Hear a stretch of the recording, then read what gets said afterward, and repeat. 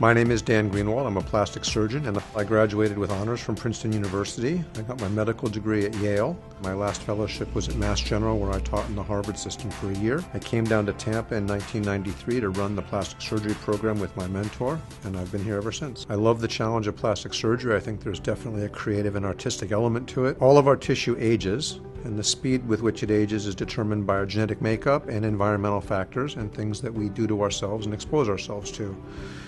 Typically what we see with aging is that gravity wins. We lose our tissue elasticity, it begins to fall, and it loses its hydration or fluid status. We see wrinkles, fine wrinkles, coarse wrinkles, different colors come out, we get funny pigment in our skin, and eventually we look old. I think people want to feel better about themselves. My approach to this has been to discuss the limitation of distractions. If you look in the mirror or take a picture and there's a part of you that's distracting every time you see yourself, we can adjust that distraction. Regenerative medicine is an endeavor to affect the aging process by changing our body's biochemical response to different factors. Regenerative medicine is exciting because it allows us to reverse the effects of aging and degeneration that are inevitable in the human population.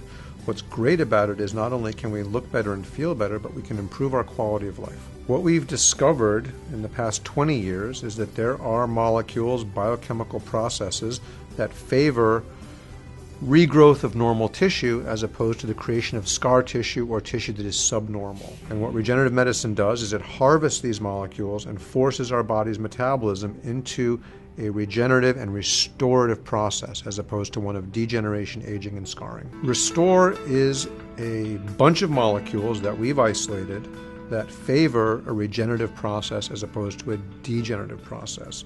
These molecules are what help healing without scar formation.